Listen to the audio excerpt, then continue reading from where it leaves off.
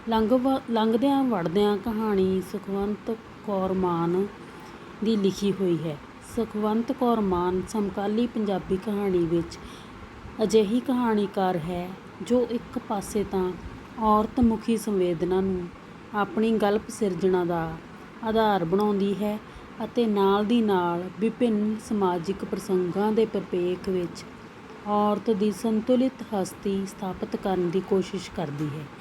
ਇਸੇ ਕਰਕੇ ਉਸ ਦੀਆਂ ਕਹਾਣੀਆਂ ਵਿੱਚ ਪੇਸ਼ ਔਰਤ ਕਾਮੁਕ ਤਸ਼ੱਦਦ ਅਤੇ ਕਾਮਨਾ ਮੂਲਕ ਅਸੰਤੁਲਨ ਦੀ ਪੇਸ਼ਕਾਰੀ ਤੋਂ ਵੱਧ ਉਸ ਦੇ ਸਮਾਜਿਕ ਅਤੇ ਮੁਆਸ਼ਰਾਗਤੀ ਗੌਰਵ ਤੇ ਸਤਿਕਾਰ ਦੀ ਅਭਿਲਾਸ਼ਾ ਦਾ ਚਿਤਰਣ ਕਰਦੀ ਹੈ।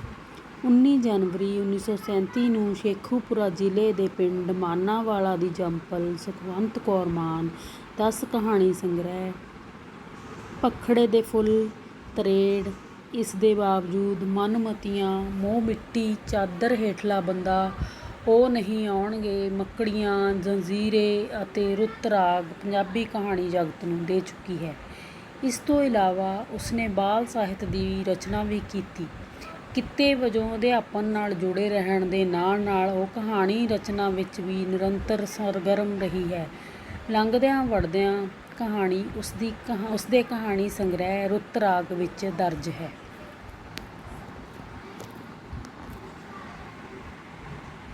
ਸੁਖਵੰਤ ਕੌਰ ਮਾਨ ਦੀਆਂ ਕਹਾਣੀਆਂ ਮੂਲ ਰੂਪ ਵਿੱਚ ਔਰਤ ਮੁਖੀ ਸੰਵੇਦਨਾ ਦਾ ਬਿਰਤਾਂਤ ਸਿਰਜਣ ਦੀ ਕੋਸ਼ਿਸ਼ ਕਰਦੀਆਂ ਹਨ। ਇਹਨਾਂ ਕਹਾਣੀਆਂ ਦੇ ਪਾਤਰ ਭਾਵੇਂ ਔਰਤਾਂ ਹੋਣ ਜਾਂ ਮਰਦ ਉਹ ਆਪਣੀਆਂ ਲਿੰਗ ਸੇਵਾਵਾਂ ਵਿੱਚ ਬੱਝ ਕੇ ਵਿਵਹਾਰ ਕਰਨ ਦੀ ਥਾਂ ਆਪਣੀਆਂ ਸਮਾਜਿਕ ਸਥਿਤੀਆਂ ਅਨੁਸਾਰ ਵਿਵਹਾਰ ਕਰਦੇ ਹਨ। ਸੁਖਵੰਤ ਕੌਰ ਮਾਨ ਦੀ ਬਿਰਤਾਂਤ ਸਿਰਜਣ ਦੀ ਇਹ ਵਿਲੱਖਣਤਾ ਹੀ ਉਸਨੂੰ ਸਮਕਾਲੀ ਔਰਤ ਕਹਾਣੀਆਂ ਤੋਂ ਵੱਖਰੀ ਕਰਦੀ ਹੈ। ਦੂਜੇ ਸ਼ਬਦਾਂ ਵਿੱਚ ਸੁਖਵੰਤ ਕੌਰ ਮਾਨ ਦੀ ਕਥਾਕਾਰੀ ਦਾ ਕੇਂਦਰ ਬਿੰਦੂ ਨਾ ਤਾਂ ਔਰਤ ਦੀ ਲਿੰਗਿਕ ਪਹਿਚਾਣ ਦੀ ਸਥਾਪਨਾ ਹੈ ਅਤੇ ਨਾ ਔਰਤ ਦੀ ਕਾਮੁਕ ਆਜ਼ਾਦੀ ਦੀ ਵਕਾਲਤ ਕਰਨਾ। ਇਸ ਦੇ ਉਲਟ ਉਸਦੀਆਂ ਕਹਾਣੀਆਂ ਮੁਆਸ਼ਰੇ ਵਿੱਚ ਉਪਜਣ ਅਤੇ ਫੈਲਣ ਵਾਲੀਆਂ ਵਿਭਿੰਨ ਸਮੱਸਿਆਵਾਂ ਨੂੰ ਵਡੇਰੇ ਮਾਨਵੀ ਮੁੱਲਾਂ ਦੇ ਸੰਦਰਭ ਵਿੱਚ ਪੇਸ਼ ਕਰਨ ਦੀ ਕੋਸ਼ਿਸ਼ ਕਰਦੀਆਂ ਹਨ। ਇਹੀ ਕਾਰਨ ਹੈ ਕਿ ਉਸਦੀਆਂ ਕਹਾਣੀਆਂ ਵਿੱਚ ਔਰਤ ਦੇ ਪਹਿਚਾਣ ਮੂਲਕ ਮਸਲੇ ਉਸਦੇ ਸਮਾਜਿਕ ਆਰਥਿਕ ਅਤੇ ਹੋਂਦ ਮੂਲਕ ਸੰਦਰਭਾਂ ਨਾਲ ਜੁੜ ਕੇ ਪੇਸ਼ ਹੁੰਦੇ ਹਨ, ਸਿਰਫ ਕਾਮੁਕ ਅਤੇ ਲਿੰਗਿਕ ਆਜ਼ਾਦੀ ਦੀ ਤਲਾਸ਼ ਦੇ ਹਵਾਲੇ ਨਾਲ ਨਹੀਂ। ਬਿਰਤਾਂਤ ਸਿਰਜਣ ਦੀ ਦ੍ਰਿਸ਼ਟੀ ਤੋਂ ਸੁਖਵੰਤ ਕੌਰ ਮਾਨ ਦੀਆਂ ਕਹਾਣੀਆਂ ਵਿਲੱਖਣ ਕਥਾ ਸ਼ੈਲੀ ਦੀ ਸਿਰਜਣਾ ਕਰਦੀਆਂ ਹਨ। ਇਹਨਾਂ ਕਹਾਣੀਆਂ ਦੇ ਕਥਾ ਪ੍ਰਸੰਗ ਵਿੱਚ ਸੰਗਠਿਤ ਬਿਰਤਾਂਤ ਜੀਵੰਤ ਕਥਾ ਦ੍ਰਿਸ਼ ਅਤੇ ਬਹੁਅਰਥੀ ਅਤੇ ਸੰਕੇਤਕ ਭਾਸ਼ਾ ਦੀ ਸਿਰਜਣਾ ਉਹਨਾਂ ਕਹਾਣੀਆਂ ਦੇ ਪਾਠਕਾਂ ਨੂੰ ਕੀਲ ਕੇ ਰੱਖਣ ਦੀ ਸ਼ਕਤੀ ਦੇ ਕਾਬਲ ਬਣਾਉਂਦੀ ਹੈ। ਇਹੀ ਬਿਰਤਾਂਤਕ ਸ਼ੈਲੀ ਸੁਖਵੰਤ ਕੌਰ ਮਾਨ ਦੀ ਕਥਾਕਾਰੀ ਨੂੰ ਵਿਲੱਖਣਤਾ ਪ੍ਰਦਾਨ ਕਰਦੀ ਹੈ। ਲੰਘਦਿਆਂ ਵੜਦਿਆਂ ਕਹਾਣੀ ਪੰਜਾਬੀ ਭਾਈਚਾਰੇ ਵਿੱਚ ਉਪਜਣ ਵਾਲੀ ਬਿਲਕੁਲ ਨਵੀਂ ਸਮੱਸਿਆ ਬੱਚਿਆਂ ਵੱਲੋਂ ਮਾਪਿਆਂ ਨੂੰ ਇਕੱਲੇ ਛੱਡ ਕੇ ਵਿਦੇਸ਼ਾਂ ਵਿੱਚ ਵਸ ਜਾਣ ਦੇ ਮਸਲੇ ਨੂੰ ਬਿਆਨ ਕਰਦੀ ਹੈ।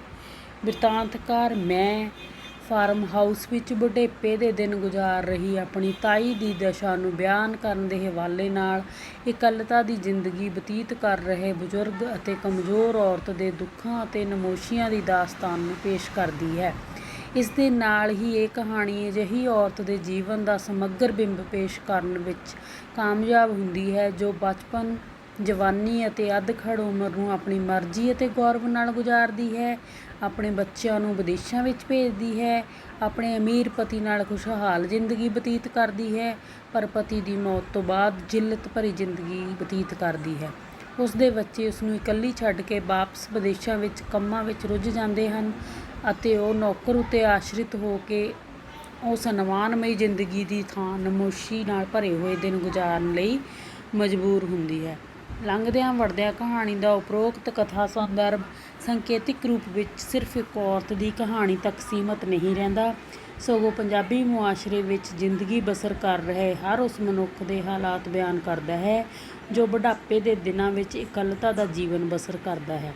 ਹਾਲਾਂਕਿ ਕਹਾਣੀ ਵਿੱਚ ਸਮੱਸਿਆ ਬੱਚਿਆਂ ਦੇ ਵਿਦੇਸ਼ ਵਿੱਚ ਵਸਣ ਦੀ ਹੈ, ਪਰ ਮਸਲਾ ਸਿਰਫ ਵਿਦੇਸ਼ਾਂ ਵਿੱਚ ਵਸਣ ਦਾ ਨਹੀਂ ਮਾਪਿਆਂ ਦੇ ਇਕੱਲੇ ਹੋਣ ਦਾ ਹੈ।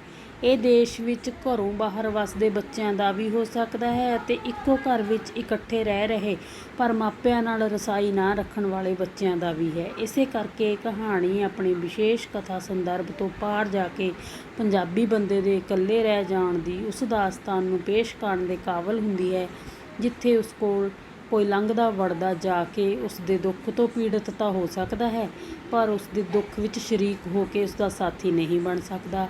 ਇਹੀ ਉਸ ਦੀ ਇਕੱਲਤਾ ਦਾ ਪਰਮ ਸੰਕਟ ਤੇ ਦੁਖਾਂਤ ਹੈ।